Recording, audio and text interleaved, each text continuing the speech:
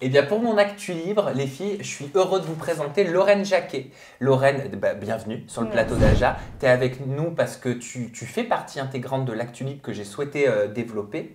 Lorraine est responsable campagne et plaidoyer pour la fondation Brigitte Bardot, donc une fondation qui œuvre pour le bien-être animal et qui est de plus en plus impliquée dans la campagne présidentielle, notamment 2022. Vous avez une véritable campagne avec des engagements animaux 2022 à proposer. Donc, on va en parler. Je sais que vous avez été en lien et vous allez être en lien avec des politiques. Et pourquoi j'ai fait venir Lorraine? C'est parce que vous avez forcément vu dernièrement dans les actualités que la place de la condition animale, elle prend de plus en plus d'ampleur. Malheureusement, le grand public en parle quand il y a des drames. Et dernièrement, il y a une jeune femme de 25 ans qui a été tuée. Alors, les médias disent que c'est un accident de chasse. Moi, j'appelle ça un meurtre. Elle a été tuée par une chasseuse de 17 ans. Cette jeune femme qui a été tuée, je vais vous faire un petit peu son profil. Donc, c'est une randonneuse qui se promenait avec son compagnon, tout simplement, pour profiter de la nature. Et elle a pris ce qu'on appelle une balle perdue. Il faut savoir que cette jeune femme qui a été tuée de 25 ans, elle était totalement consciente de la balle qu'elle a prise. Elle est décédée sur place malgré les premiers secours qui ont été prodigués par son compagnon. Quant au profil de la suspecte de 17 ans, donc l'adolescente s'est rapidement identifiée aux autorités comme l'auteur du tir. Il est dit qu'elle a été en état de choc, qu'elle a été hospitalisée, entendue par les enquêteurs dans la foulée. Elle explique avoir visé un sanglier et entendu le cri d'un homme, donc le compagnon de la jeune femme qui est décédée, au niveau du sentier plus au loin. L'adolescente a été mise en examen pour homicide involontaire et l'information judiciaire s'attachera à déterminer les positions et moments de tir de l'abattu. Parce que voilà, on peut se demander qui a tiré. Je suis désolé, moi j'ai soulevé la question. Ça fait très complotiste ce que je vais dire, mais qu'est-ce qui nous dit que c'est véritablement l'adolescente qui a fait ce tir?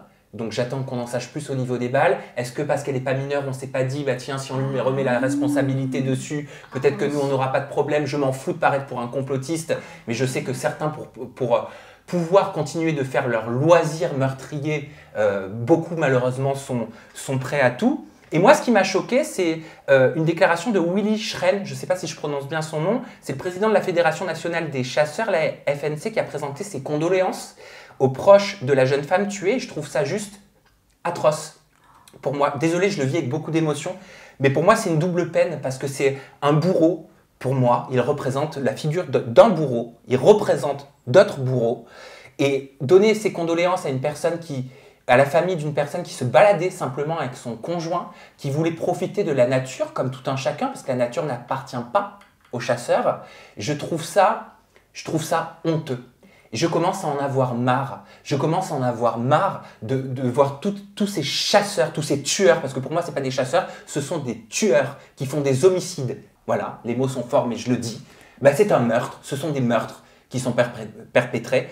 Et ça me choque de voir ces mêmes chasseurs, depuis des années, dire tout le temps dans les médias « Mais non, les accidents ont diminué, il y a moins de morts, regardez, en 2005, il y en avait tant, en 2022, il y en a tant. » Mais c'est toujours trop, en fait, et ils veulent rien entendre, ils veulent pas laisser la nature aux autres. Vous vous rendez compte qu'on en est à un stade où on est obligé de dire « Est-ce qu'il est possible d'avoir un jour par semaine sans chasse? Est-ce qu'il est possible d'avoir un week-end pour les promeneurs, les randonneurs, ou les vacances ? Où les gens partent en famille avec leurs enfants pour profiter de la nature qui appartient à tout le monde. » Je trouve dingue, tout simplement, qu'on en arrive là. Et j'en peux plus des arguments des chasseurs. Désolé, je vous déblatère mon discours comme ça, mais je l'ai préparé et il me tient à cœur.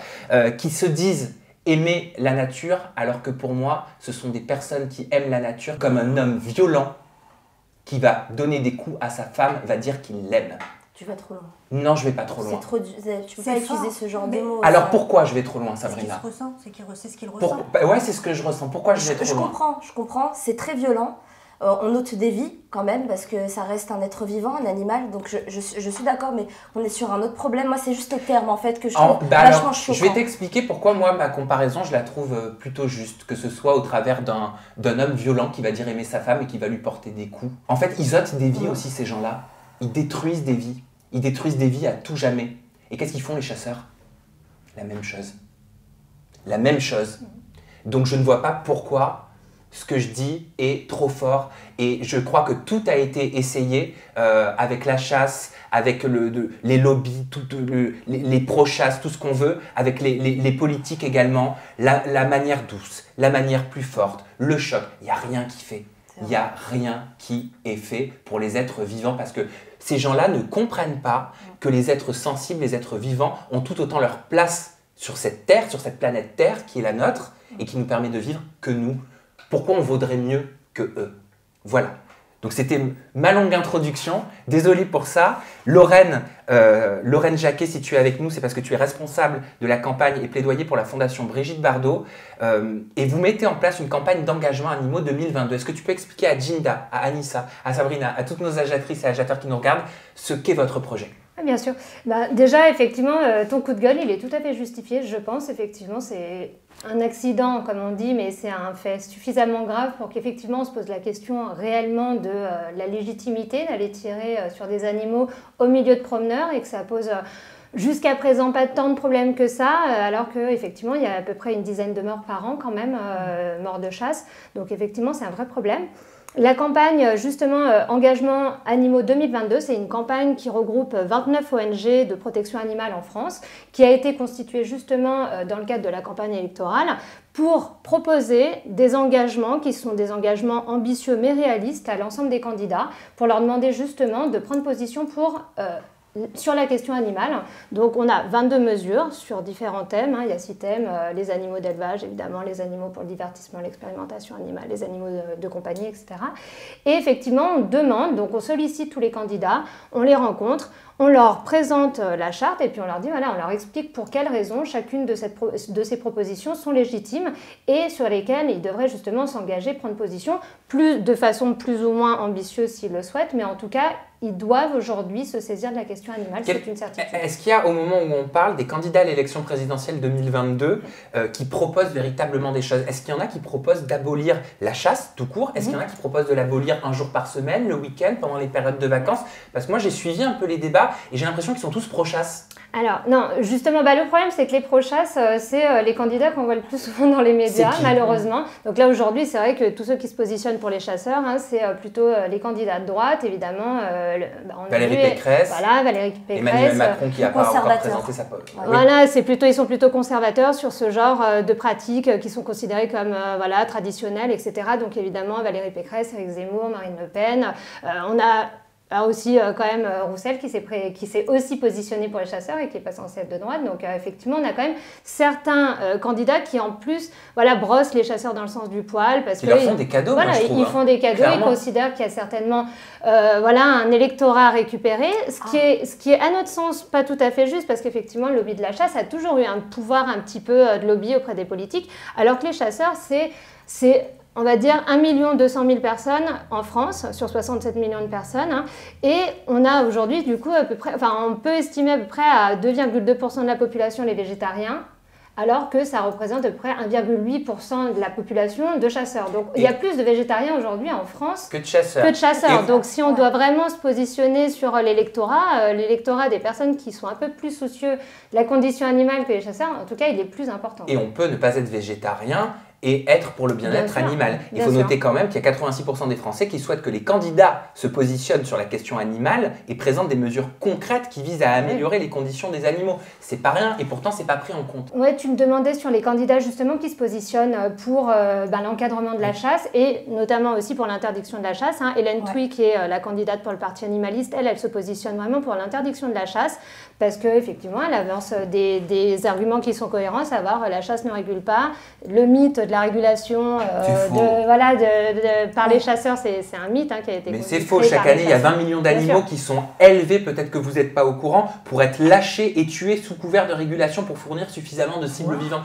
Oui, ils élèvent 20 millions d'animaux en tout pour les lâcher et se faire de la chair vivante à abattre. C'est de la boucherie. Ça me fait mal au cœur. Et derrière, ça parle de régulation. L'argument de la régulation, il tient pas. L'argument de la tradition, il tient pas non plus. Si les femmes étaient restées dans la tradition, elles feraient toujours pas de chèque. Non, bien sûr. Et puis de toute façon, effectivement, la régulation, ça c'est un mythe. On régule tous les week-ends et pour autant, il y a toujours autant d'animaux, voire plus, parce qu'effectivement, élève, enfin évidemment pas nous, hein, mais des personnes élèves, certains ports, certains marcassins pour pouvoir créer des races qui vont proliférer et pouvoir plus tuer. Et effectivement, enfin, tous ces animaux-là, ils sont aussi le fait de l'humain, donc on ne peut pas parler de régulation. Mais c'est pour ça qu'Hélène Touy, elle se positionne vraiment contre la chasse. Après, effectivement, Yannick Jadot, qui est quand même le candidat qui, à la base, a parlé de cette mesure d'interdiction de la chasse les week-ends et vacances scolaires. Hein. Il en avait parlé même avant qu'on lance la campagne. C'est une de ses propositions, donc évidemment, il s'y engage. Et puis, Jean-Luc Mélenchon, qui s'est dernièrement aussi positionné pour cette mesure. Donc, il n'a pas encore signé notre charte, mais par contre...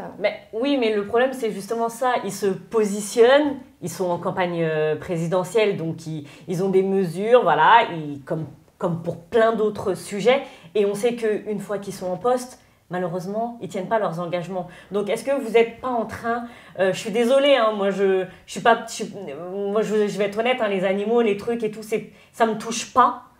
Ça me touche pas. Les trucs. Moi, ce mot, il me gêne un petit peu, les trucs. Les animaux, les trucs. Non, je parle pas des animaux. Je parle de ce sujet-là. Ce sujet-là, c'est vrai que si là, tu m'en parles pas, moi, c'est pas quelque chose auquel j'entends parler. C'est pas dans ma vie actuelle, dans ma vie tout court. Les animaux, la chasse, tout ça, j'ai l'impression que c'est loin pour moi. Enfin, ça m'atteint pas. Sauf quand t'en parles, là, je suis choquée, très honnêtement. Mais je me dis que c'est effectivement... On les connaît, les hommes politiques. Une fois qu'ils sont en place, ils font plein de promesses et puis ils n'y tiennent pas. Et les animaux, pour eux, j'ai l'impression, peut-être que je me trompe, c'est vraiment genre en dernier de la liste. Oui, mais pourtant, les Français souhaitent qu'il y ait de l'évolution. Les Français se sont exprimés au travers de sondages. Il y a 86% de Français qui veulent des mesures. Il y a 57% des Français qui affirment que les propositions des candidats en matière de protection animale pourraient influencer leur vote. Pourquoi ne pas les prendre en compte? Moi, c'est une question que je voulais te poser, Lorraine, avant d'arriver aux mesures. Pourquoi le lobby de la chasse refuse de concilier l'usage de la nature par tous, pour tous, avec leurs pratiques? Oui, je pense qu'effectivement, le lobby de la chasse, il a eu l'habitude d'être très pris en compte politiquement, effectivement. Et ils ont leur loisir morbide, ils n'ont pas envie de changer leurs pratiques, ils n'ont pas envie d'être inquiétés. Sauf que là, aujourd'hui, effectivement, on voit que les réseaux sociaux aident aussi à faire connaître les pratiques de chasse, les débordements, le comportement violent des chasseurs, etc. Ils commencent à être un petit peu mis en difficulté. Et effectivement, là, ils sont dans une position de défense où pour l'instant, ils ne veulent rien changer. Sauf qu'ils n'ont pas le choix parce que évidemment, toutes les informations qui sortent, ça permet aussi aux gens de se poser des questions. Comme tu le disais, tu n'es peut-être pas sensible, mais pour autant, j'imagine que te balader dans la forêt, ça peut t'arriver. Et même si tu n'es pas sensible à la condition animale, tu seras quand même sensible à la question de la sécurité. Complètement. Donc effectivement, il y a plein de sujets sur lesquels la condition animale, c'est pas uniquement l'animal, c'est aussi le rapport qu'on a au vivant. On a eu la crise sanitaire dernièrement qui est quand même aussi liée à une question de comment on utilise l'environnement. L'élevage intensif, ça a des impacts aussi sur l'environnement. Il y a plein de questions en fait qui ne sont pas uniquement... Si on n'est pas touché par l'individu, comme on le disait, hein, la question de l'élevage intensif, la question de la chasse, c'est aussi des questions environnementales qui concernent le futur aussi de tes enfants potentiellement. Sauf que quand les représentants, s'il y a des représentants de la cause animale, de justement ce qui se passe dans les abattoirs, etc., moi personnellement, quand je les vois dans les émissions de télé, j'ai l'impression qu'on se fout un peu de leur gueule. Je ne sais pas si tu es d'accord avec moi. J'ai l'impression qu'on les écoute pas vraiment. On les fait passer pour des fous, pour des gens qui exagèrent beaucoup. Ça, c'est pas étonnant. C'est en fait le lanceur d'alerte. Il est toujours un peu au début moqué parce qu'on va justement essayer de cacher la vérité sans trop lui donner de crédit. Donc évidemment, quand toutes les enquêtes de protection animale sont sorties, il y a un petit peu ce côté non, mais ça, c'est des choses qui arrivent ponctuellement, c'est pas vrai, etc. C'est des cas isolés, c'est des cas isolés, on entend tout le temps. Sauf qu'effectivement, ce discours-là, il est plus audible parce que comme tu le disais, effectivement, les gens sont de plus en plus sensibles à la condition animale, s'interrogent de plus en plus, s'informent. Les informations que les associations de protection animale sortent ne sont pas des informations qui sortent de nulle part. Il y a beaucoup de recherches qui est faite autour de plein de questions de conditions animales. Il y a des rapports. On interroge le gouvernement qui nous donne de l'information aussi parce qu'à un moment, ils ont une obligation de transparence. Donc nous, tout ce travail-là qu'on fait, il y a quand même un sérieux qui nous permet de plus en plus d'être légitimes et d'être interviewés dans différents médias, etc. La parole des associations, elle est beaucoup plus prise au sérieux maintenant. Et effectivement, comme tu le dis, les chiffres, quand on voit que 57% de la population dit Effectivement, les propositions d'un candidat sur la question animale pourraient influencer mon vote. Et en plus, sur ce chiffre-là, c'est 70% sur les personnes de moins de 35 ans.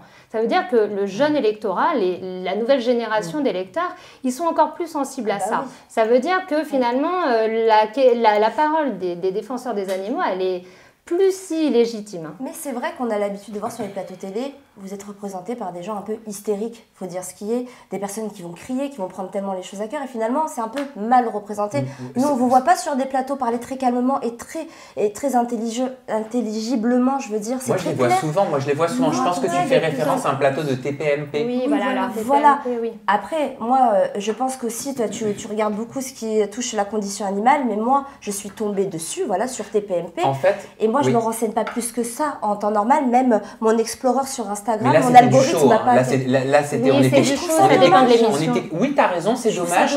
Et d'un côté, je vais te dire, et je vais me permettre de te partager vraiment ma pensée. Ouais. Tu sais, toi, ce que tu vois comme quelque chose d'anecdotique, quand je dis toi, c'est en général, qui ne te touche pas, la personne qui va défendre cette cause-là, ces êtres vivants-là, va y voir quelque chose de totalement inacceptable, va y voir un holocauste presque, va y voir quelque chose de terrible, de tragique, de dramatique, va ressentir ça au fin fond de ses veines, ça va couler dans son corps et ces personnes-là ne vont pas le comprendre. Pour cette personne-là, ça va être comme si c'était 150 000 êtres humains qui étaient liquidés comme ça avec une mitraillette. C'est exactement ce qu'elle a dit. Tu vois ? Et c'est ce qu'ils ressentent.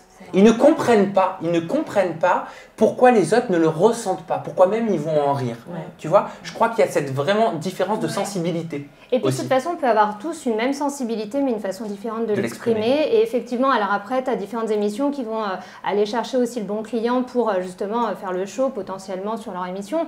Et puis quand même, nous, c'est avec la Fondation Brigitte Bardot, on est souvent interviewés dans les médias, dans des médias qui ne sont pas des médias de show, mais plutôt des journaux. Des médias moins populaires, c'est ça qui est dommage. Alors après, oui, tout dépend effectivement ce que tu suis comme média, mais dans tous les cas, c'est vrai quand même la condition animale, maintenant, elle est représentée par des personnes qui savent très bien de quoi elles parlent sur différents sujets. Il y a beaucoup de sujets quand même qui touchent à la condition animale, sur aussi bien l'expérimentation qui est un sujet quand même très très technique, sur la chasse qui est aussi un sujet technique, tout ce qui touche aussi aux animaux de compagnie. On a des personnes qui sont de plus en plus aussi dans un discours qui est audible aussi bien par les politiques que par le grand public, que par les médias, et c'est vraiment nécessaire aussi pour qu'on soit entendu. Et ben, je vous propose de parler de quelques mesures que vous proposez dans cette campagne d'engagement animaux 2022. En parlant des animaux de compagnie et loisirs, vous avez proposé d'interdire la vente d'animaux de compagnie à crédit avec facilité de paiement. C'est vrai que je l'ai surligné parce que ça m'a marqué.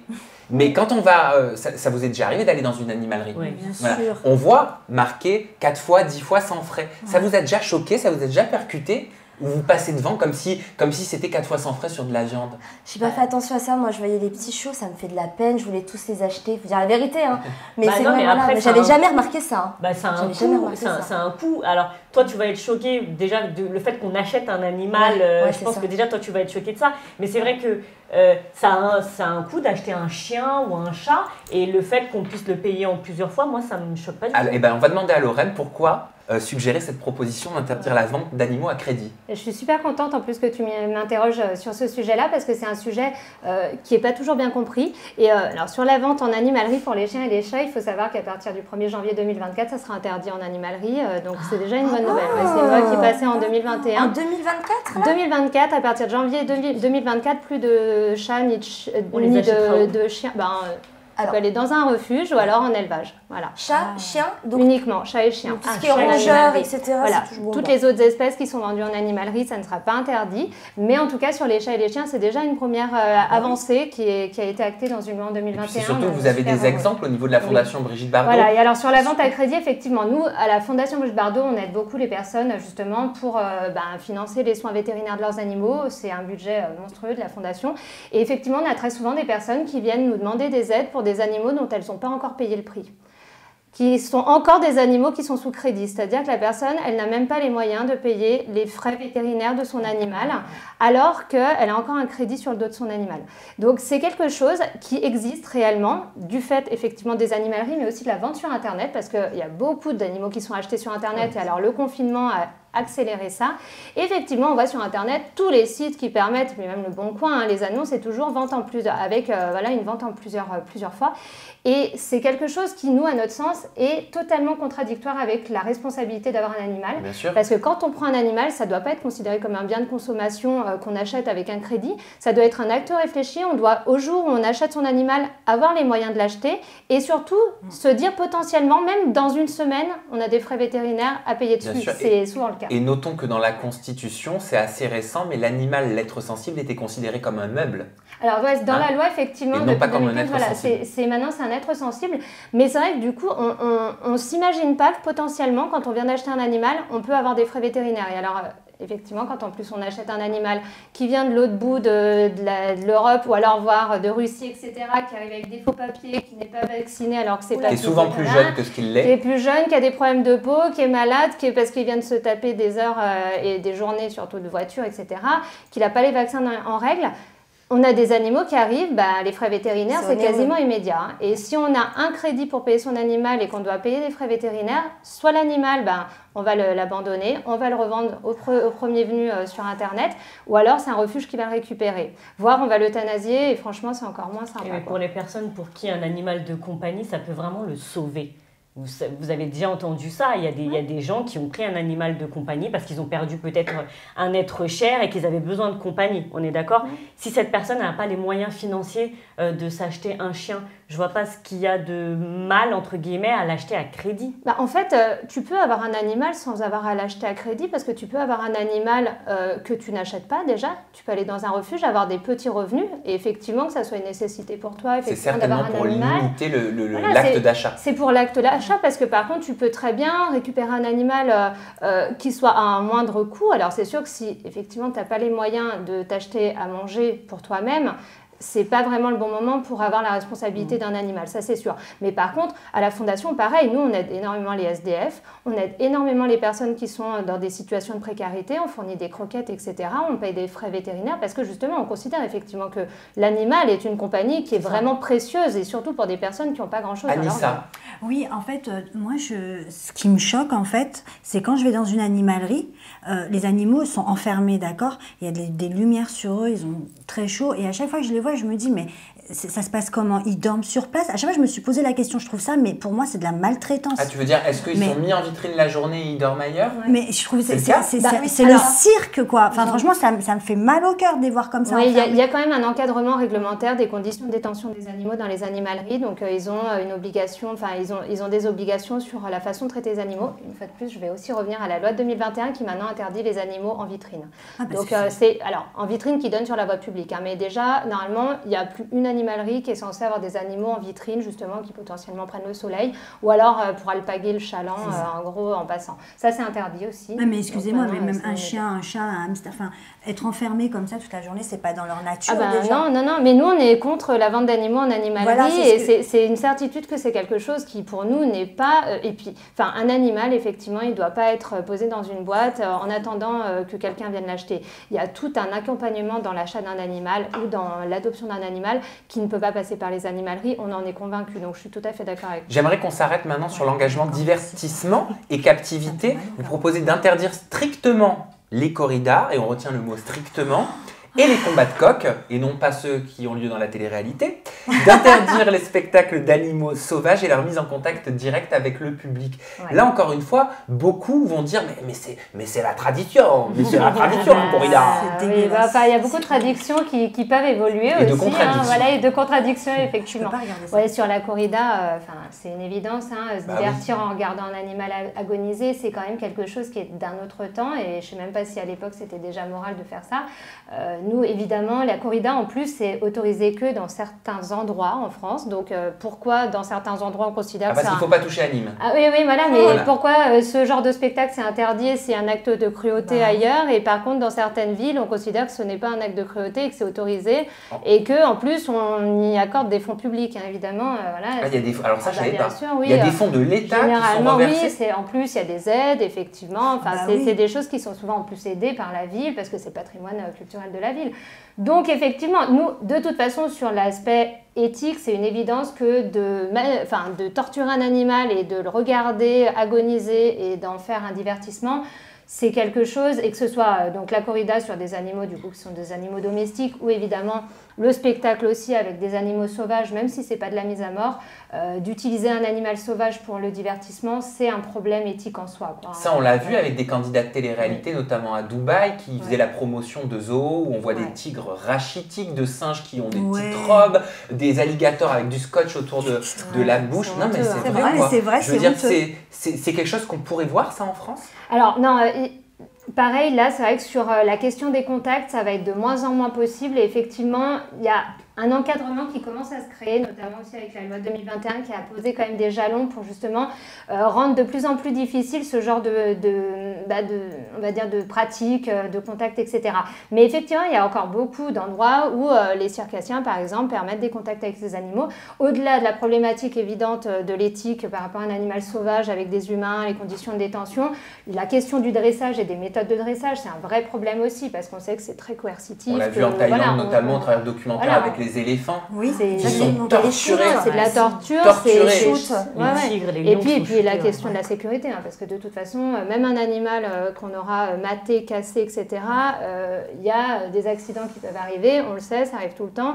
C'est quelque chose qui est imprévisible aussi. Un animal sauvage peut potentiellement aussi attaquer. Donc, les contacts, le dressage, les spectacles d'animaux sauvages, c'est quelque chose évidemment. Ils ont arrêté d'ailleurs à la télévision de mettre des animaux en scène, parce qu'avant on pouvait trouver sur plein de plateaux de télévision des chameaux, des ânes, plein de choses. Et aujourd'hui, et je crois que c'est même pas une loi en plus qui est passée, je pense que c'est juste éthique. C'est juste les chaînes de télévision elles-mêmes qui ont décidé de ne plus en mettre. La question s'était posée pour Interville. Justement, il y a quelques temps. Mais dans la loi de 2021, une fois de plus, et j'en parle parce que c'est une super loi qui est passée en 2021, on a passé l'année en fait à la suivre parce qu'il y a eu un débat parlementaire qui a duré toute l'année. Elle a été adoptée, c'est une loi historique pour la condition animale, donc c'est hyper important. Il y a des lacunes, les animaux d'élevage, la chasse ne sont pas abordés dans cette loi, mais par contre, il y a plein d'avancées, notamment l'interdiction de la détention d'animaux sauvages par les cirques. Et c'est vrai que du coup, ça c'est quelque chose d'historique pour toutes les organisations qui ont travaillé là-dessus depuis des années. Il y a vraiment quelque chose qui est en train de se passer en ce moment. Enfin, voilà. Et enfin, j'aimerais savoir, les filles, quel type d'œufs vous achetez quand vous êtes au supermarché? Et je ne vous jugerai pas, je vous le promets. Quel type d'œufs? Les moins chers. Ouais, les œufs. Bah moi, franchement... Jinda. Les moins chers. Les moins chers. Anissa. Élevé en plein air. Élevé en plein air pour toi? Menteuse. Je te jure, les bio. pourquoi je mentirais? Les bio chez Monoprix. Les bio chez Monoprix. Ouais, par 6 là. Pourquoi je vous pose la question? Je sais qu'il y a un truc 0, 1, 2, 3... C'est pas bon, élevé en plein air? Est-ce que tu peux nous éclairer un petit peu? Si, Parce que, c'est bien. Mais c'est vrai qu'il y en a beaucoup comme Jinda. Moi, je l'ai eu fait longtemps par le passé d'acheter les œufs les moins chers. Oui. Il y a des chiffres, je crois, sur les œufs. Oui, il y a des chiffres sur les œufs, mais après, c'est vrai que le packaging des œufs, maintenant, mentionne aussi quel type d'œufs vous achetez. Mais c'est vrai qu'effectivement, on va dire qu'il y a une grosse différence entre la poule en cage et l'élevage bio ou le plein air, parce qu'effectivement, les conditions d'élevage ne sont absolument pas les mêmes. Pour le bien-être animal, évidemment, nous, on recommande aux gens qui mangent des œufs et qui en achètent d'acheter soit du plein air, soit du bio, donc le 0 ou le 1. Le 2, le petit numéro 2, c'est poule au sol, c'est-à-dire c'est les poules qui vivent en bâtiment. C'est terrible. Et Elles vivent là-dessus. puis le 3, c'est les poules en cage. Elles ont ça pour vivre. Et c'est hyper intelligent une poule. Non mais il faut le dire, parce que ma mère, elle en a 2, mais vraiment, surtout Rose, l'intelligence, mais vraiment, on dirait un être humain. Quand ma mère l'appelle, elle vient. Je veux dire, c'est une poule, mais elle l'appelle, elle vient. Elle est hyper intelligente, dès qu'elle sent les choses, elle comprend. Non mais c'est vrai que moi, j'étais Après, moi, ce qui me dérange, c'est que là, c'est au consommateur de faire des efforts. C'est toujours au consommateur c'est à faire ça, des le problème, efforts. Parce que malheureusement, les industriels, ils vont aller là où tu iras. Mais oui, parce que moi, ce que j'aimerais, c'est qu'il y ait que des poules à la vente, enfin des œufs, pardon, à la vente, 0 et 1, mais pas de 2 et de 3. Tu vois ce que je veux dire? C'est pas à moi d'aller regarder, alors quels œufs je vais aller choisir. Ils devraient même pas être commercialisés. Bien sûr, mais oui. Je te rassure, les 3, le code 3, donc la poule en cage, en boîte, normalement, tu n'en trouves plus dans le commerce parce que quasiment toutes les enseignes, depuis des années, ne commercialisent plus sur... Moi, je les filme, je les affiche au supermarché. Voilà. Je dis, regardez ce qu'ils vendent. C'est pas Ils en vendent j'affiche et je quasiment tag. plus. Par contre, tout ce que tu achètes où il y a des œufs dans dans les ingrédients, c'est généralement, si tu n'achètes pas du bio, ça va être des œufs de poule en cage. Et c'est d'ailleurs la raison pour laquelle nous, on porte la demande justement de l'interdiction de l'élevage en cage pour que de toute façon, ça ne soit plus un mode de production en France, aussi bien pour les poules, mais aussi pour les lapins, pour les cochons, hein, parce que tu parlais tout à l'heure des poules qui sont super intelligentes. Oui. On commence quand même maintenant à connaître suffisamment bien tous les animaux pour savoir que notamment les cochons sont des animaux hyper intelligents et pourtant c'est les animaux qui sont quasiment les plus mal élevés, quoi, qui sont élevés dans des conditions atroces, enfermés en bâtiment, ils sont mutilés, ils ont une vie vraiment, enfin c'est une des espèces qui est la plus torturée en élevage. Donc effectivement, nous on souhaite que les animaux ne soient plus élevés en cage. Oui, j'ai peur. Je suis lancée, je me laisse pas déconcentrer. Lorraine Jacquet, comment on peut vous apporter de la visibilité? Comment nos agiatrices et agiateurs, s'ils apprécient votre discours, si votre discours leur a permis d'éveiller leur conscience, comment on peut vous soutenir? Comment on peut porter tout ça à la connaissance des politiques? Ouais. Et ben, dans le cadre de la campagne Engagement Animaux 2022, donc, vous pouvez déjà suivre toutes les pages, hein, donc Instagram, Facebook, Twitter du projet, commenter les posts, partager les posts, ne pas hésiter vraiment à rendre le plus possible visible tous les posts qui sont publiés. Évidemment, interpeller les candidats sur les réseaux sociaux. Maintenant, tous les candidats, évidemment, vont sur les réseaux sociaux. Ils savent très bien qu'il y a un électorat potentiel sur les réseaux sociaux. Donc, il ne faut pas hésiter. Les taguer dans des stories, dans des posts, leur demander quelle est leur position sur tel ou tel sujet, quelles sont leurs propositions pour la condition animale. Il ne faut pas hésiter parce qu'ils savent qu'eux aussi, ils peuvent être sollicités. C'est aussi pour ça qu'ils sont sur les réseaux sociaux. Donc, ne pas hésiter à faire ça. Et puis, au quotidien, évidemment, s'informer, s'intéresser à ce qu'on consomme, hein, parce qu'après, si on est sensible un peu à la question, la consommation, c'est le premier levier pour faire changer les choses. Dénoncer. Sur les réseaux sociaux aussi, quand on voit des actes de maltraitance animale, il ne faut pas hésiter, tout le monde peut être lanceur d'alerte grâce au réseau. Hein. On peut très bien dénoncer des actes de maltraitance animale et faire en sorte qu'une association puisse du coup intervenir. C'est hyper important. Et puis évidemment, soutenir les campagnes des différentes associations de protection animale, signer des pétitions, agir, suivre les actions qui sont proposées. Merci, merci infiniment Lorraine Jacquet. Moi aussi j'ai envie de t'applaudir Lorraine. On va faire tout ça et j'étais très heureux de pouvoir porter cette actu libre à tes côtés, Lorraine. Je te remercie beaucoup et merci pour toutes ces réactions. Merci beaucoup.